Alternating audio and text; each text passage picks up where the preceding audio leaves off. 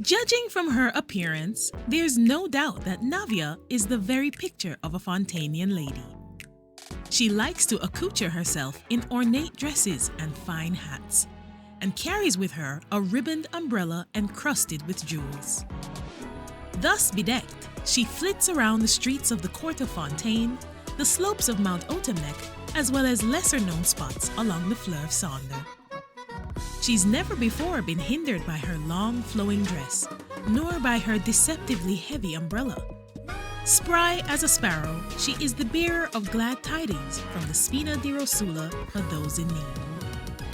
Perhaps this is why Navia has become one of the famous reporter Charlotte's favorite subjects. At the exhibition hall of the Steambird, there even hangs a photo connected to her called the Soaring Yellow Rose. But there's no need to worry, for it goes without saying that the photo's subject not only consented to its showing, but also gave her enthusiastic support. This is the Unlikely Genshin Gamer, and you're listening to Audio Character Stories. Today's episode is about Navia, the Soaring Yellow Rose.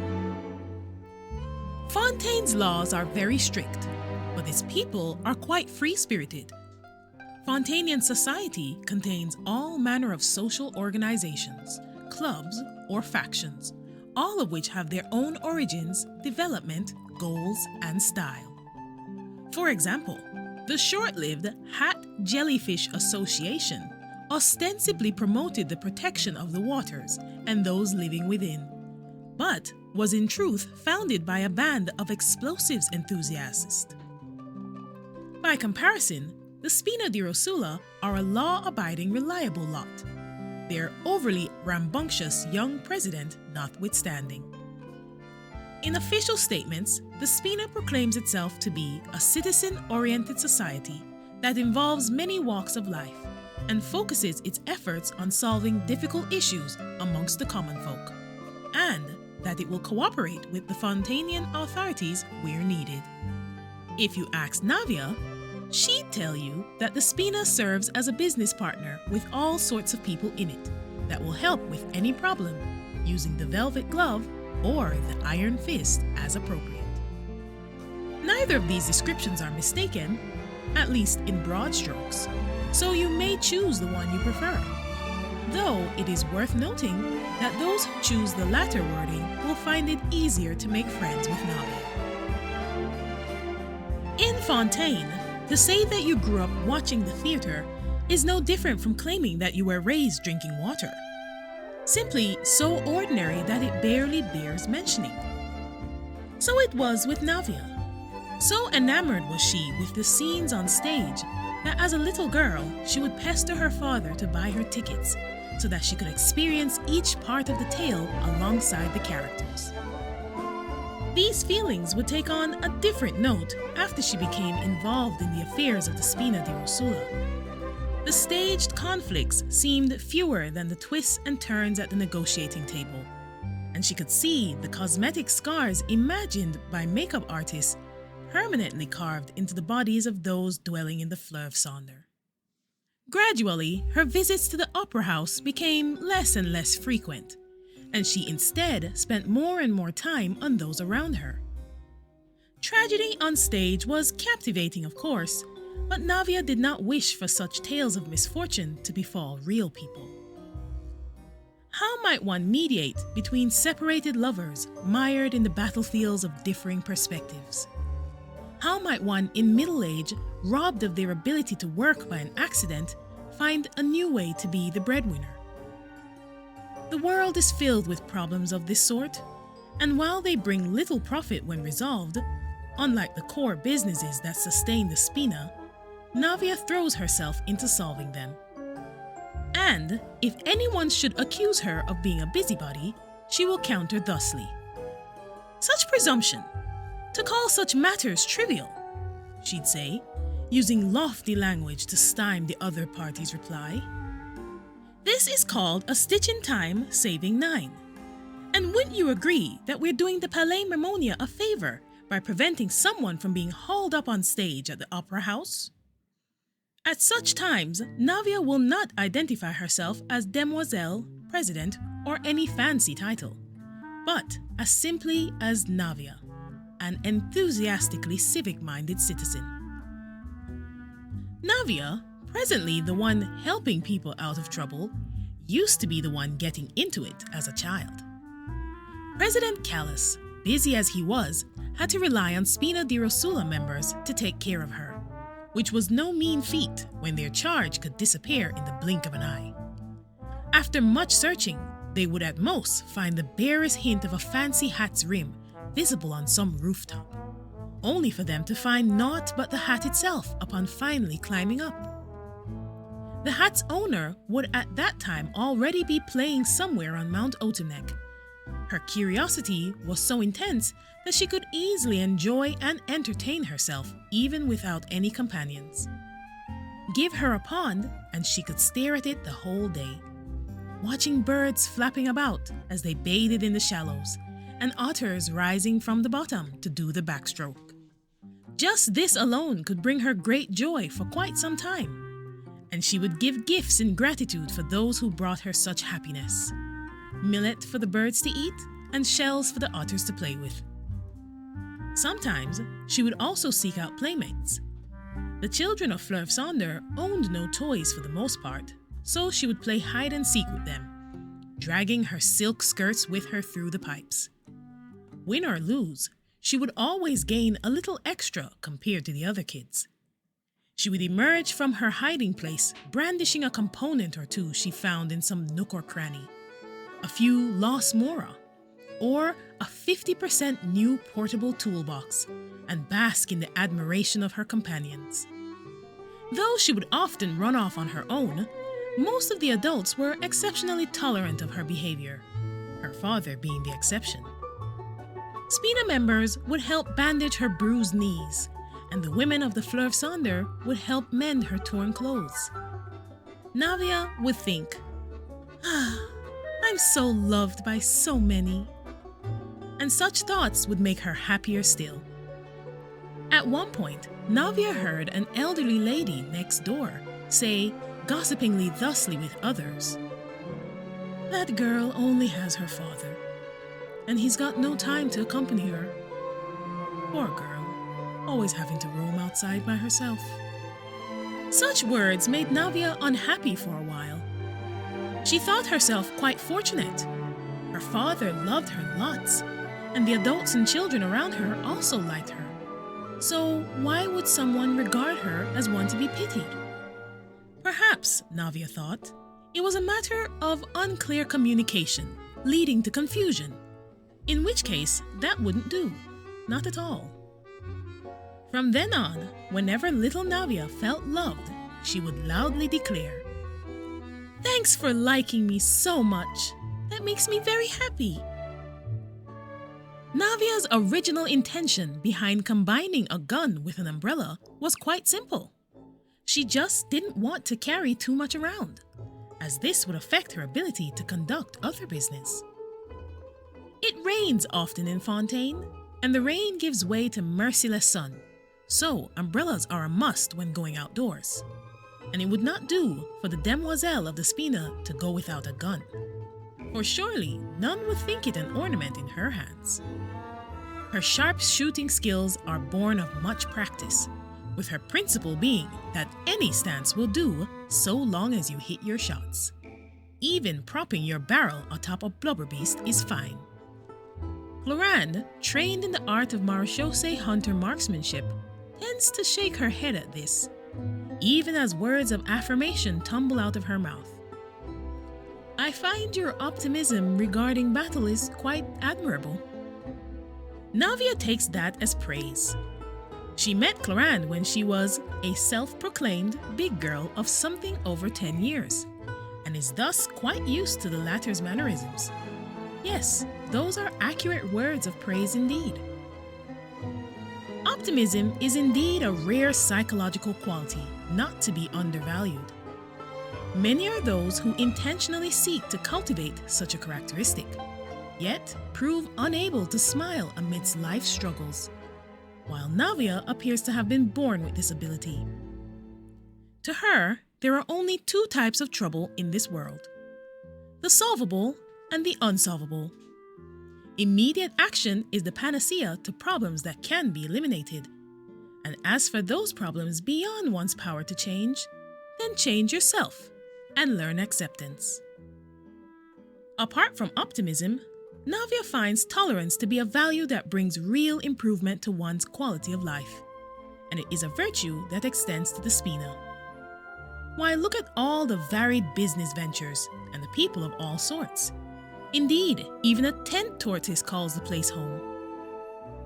It is said that this creature was a friend of Callas's named consigliere, roughly meaning counselor. Navia has also taken counsel with it in the past, finding it patient, quiet, and long-lived. Just the sort of person you'd confide in.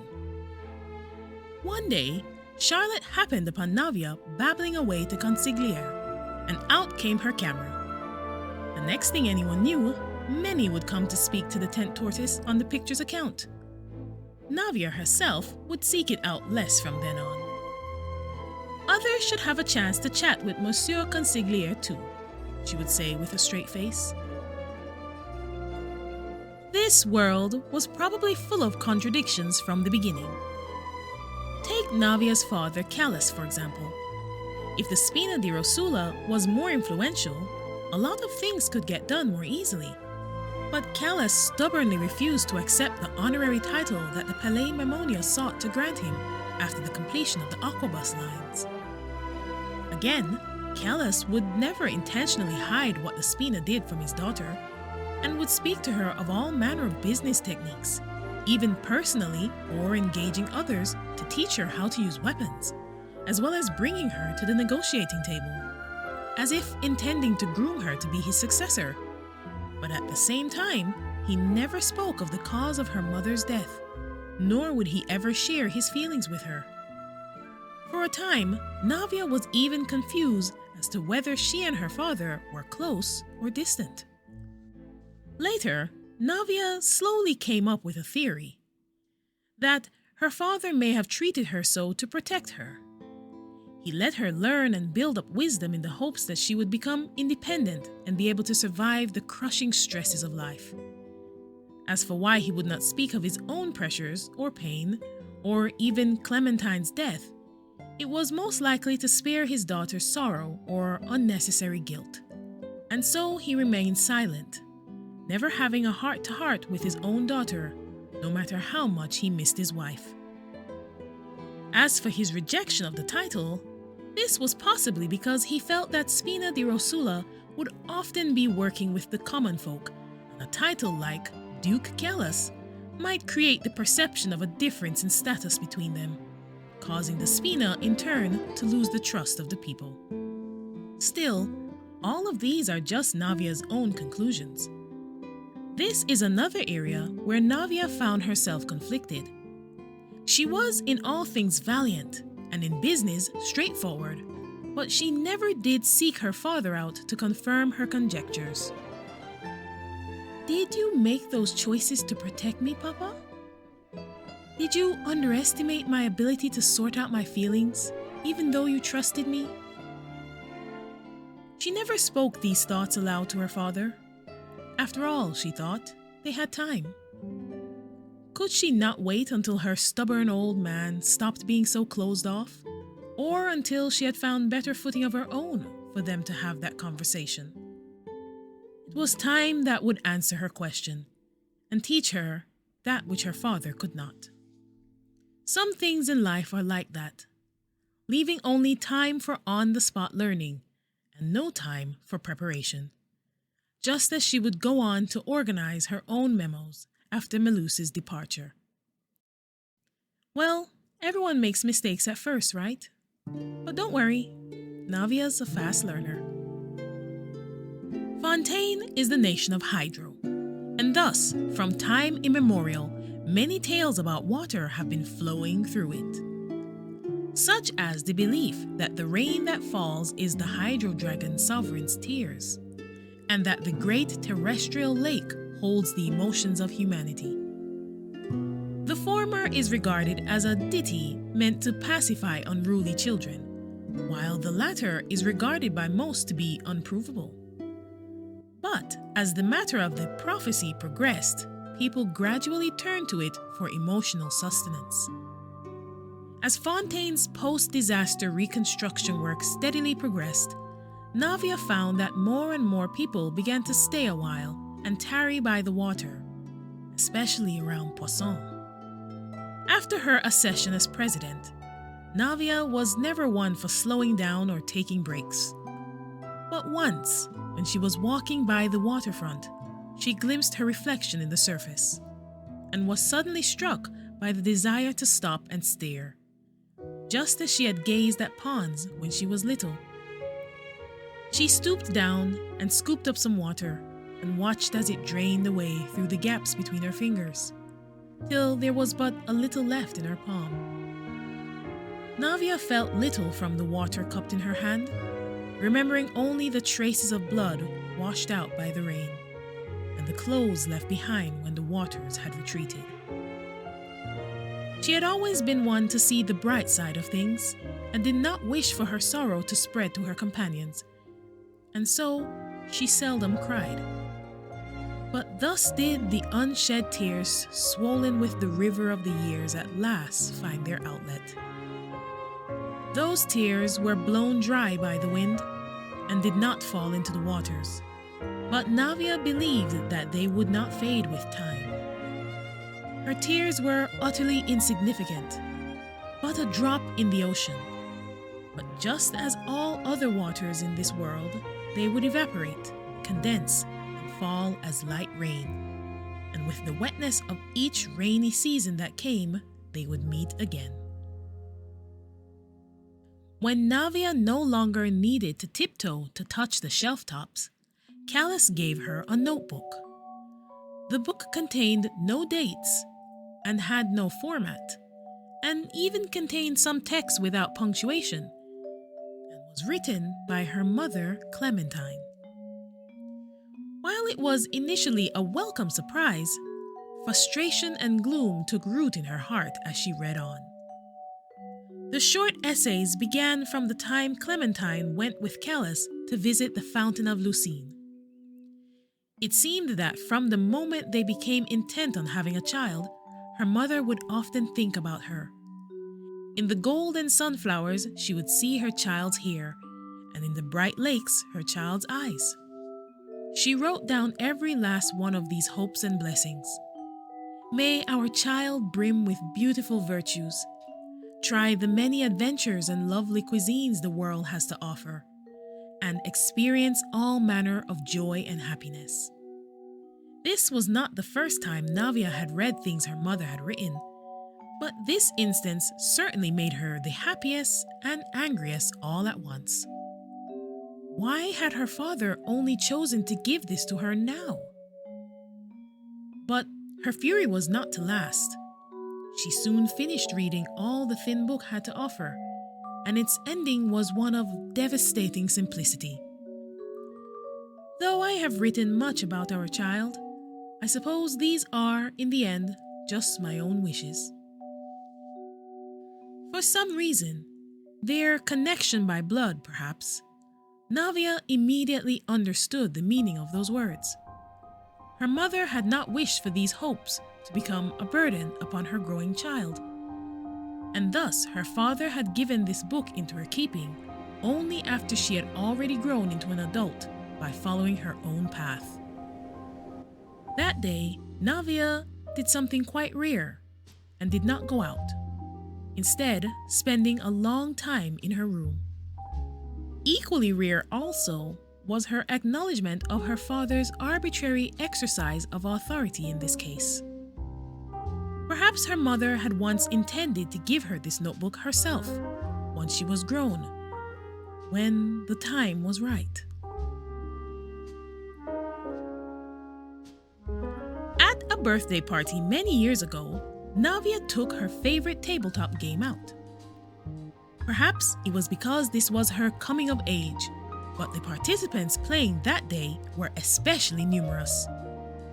Amid this lively atmosphere, everyone, apart from the birthday girl, the star of the show, racked their brains coming up with characters exceedingly ill-suited to themselves. Melus, the steady hand, became the rash and careless commissioner, inviting all present to solve, or suffer under more like, the ancient curse afflicting his family.